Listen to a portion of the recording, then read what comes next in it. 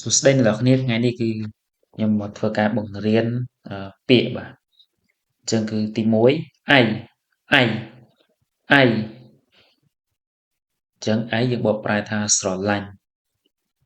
អញ្ចឹងឧទាហរណ៍我爱你我爱你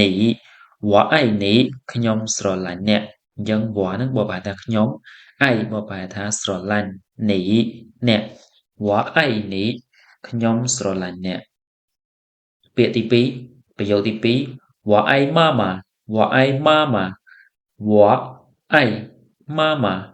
ខ្ញុំស្រឡាញ់ម៉ាក់我爱妈妈ម៉ាម៉ាបបែរថាម៉ាក់អញ្ចឹង我爱妈妈ខ្ញុំស្រឡាញ់ម៉ាក់他爱看书他爱看书他爱看书他爱看书បកប្រែថានាងចូលចិត្តអានសៀវភៅថានាងអៃស្រឡាញ់ខាន់ស៊ូអានសៀវភៅថាអៃខាន់ស៊ូនាងចូលចិត្តអានសៀវភៅបាទពាក្យបន្តទៅទៀតឈឺឈឺ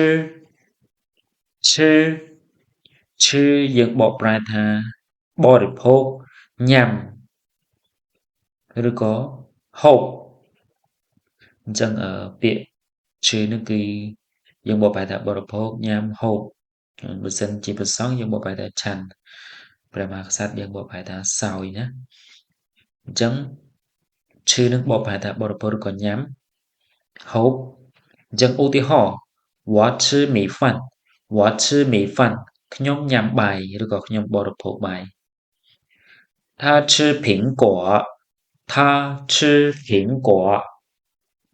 អញ្ចឹង他吃苹果យើងបកប្រែថាគាត់ញ៉ាំផ្លែប៉ោម我们吃早餐我们吃早餐我们បកប្រែថាពួកយើង吃បកប្រែថាញ៉ាំ早餐អាហារពេលព្រឹក我们吃早餐我们吃早餐ពួកយើងញ៉ាំអាហារពេលព្រឹក他不吃肉他不吃肉他不吃肉他不吃肉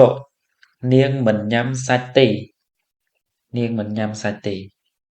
អញ្ចឹងឈឺបកប្រែថាញ៉ាំរកបកប្រែថាសាច់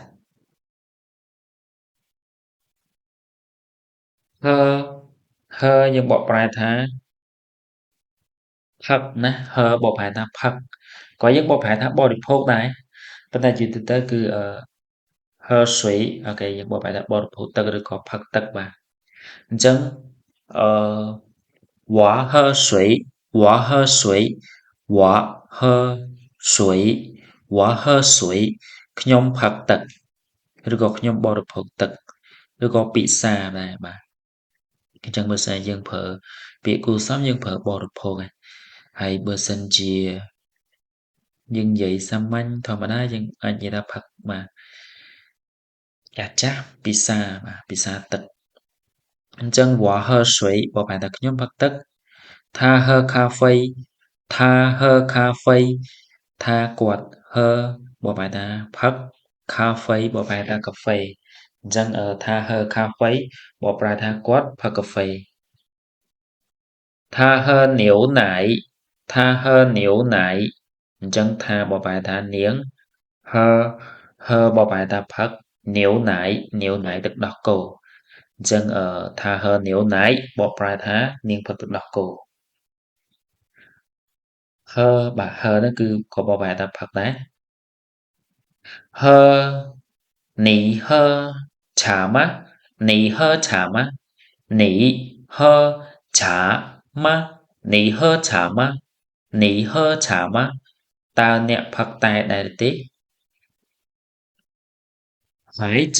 喜欢喝果汁孩子喜欢喝果汁孩子喜欢喝